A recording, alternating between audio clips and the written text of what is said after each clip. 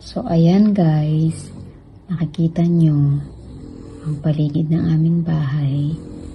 Yan ang aming neighborhood. O, diba? Ito ang second time ko. Second time ko na nagpalipad ng drone. This drone is the DJI Go 4. So, tinry ko siya dito sa namin. Sa aming neighborhood. Yan. Kasi ang first time na tinry ko is nung nandun kami sa cabin.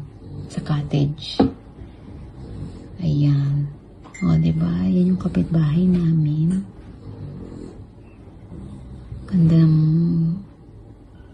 At ayun yung sa gym. Ay, gym.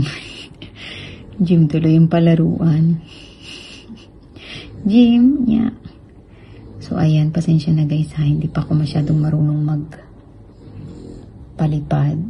So, parang nakakahilo pa kahit ako nahihilo ko. Habang pinapanood ko ito. Ayan.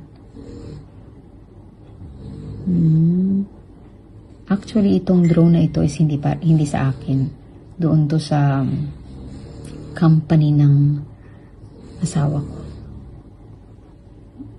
Tapos, may palaro kasi sila ng football. So, ay try ko mag-take ng video gamit tong drone na to. Kaya pinag-aaralan ko paano yung paglipad.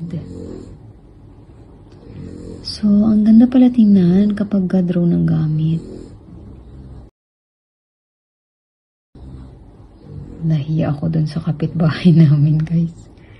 Nakatingin sa drone. Nakatingin sa amin. Baka mamaya i-report kami. Dito pa naman bawal ang magpalipad ng drone ng walang license. Grabe. Grabihan ito. So, ayan. Ito kami. Tingnan mo naman itsura ko. Walang ligo yan, ha. Taba na naman, no. Ayaw kasi na asawa ko na sobrang payat. Kaya nagkakakain na naman ako ngayon. Kaya sabi ko sa asawa ko, so, wala na akong diet ngayon, ha. Sabi niya, maganda pa rin naman daw ako kahit na mataba ako. Tsaka hindi naman daw ako talaga tumataba, sabi niya. Sabi niya lang yun. Eh, bumibigat yung timbang ko, ibig sabihin tumataba ako. Anyways, ito na yung bubong namin. Maayos naman siya, walang snow. Maganda ang panahon nung nag-take ako ng ano na to. Unlike ngayon, maulan-ulan na. Dito, hindi pa siya maulan yan. Ang bagyo pa niya nasa Pinas. So, ayan ang aming bahay. Bahay pala ng asawa ko kasi wala akong karapatan dyan. Ikukwento ko sa susunod na video pag nagkaroon ako ng chance na ikwento sa video kung bakit wala akong karapatan sa bahay na yan. So, ayan.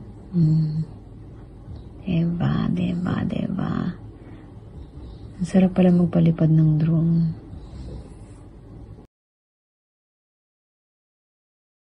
Ayan, ang bahay ng kapitbahay namin, nakasosyo niya sa trabaho.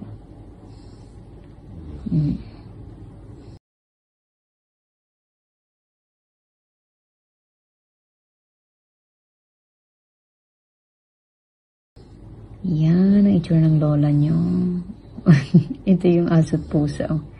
Palagi silang magkasama. Pag nasa labas yung aso na yan, si Lady, nasa labas din yan si Veshla. Hello sa inyo. Yun lang, guys. Thank you so much sa pagnood ng video.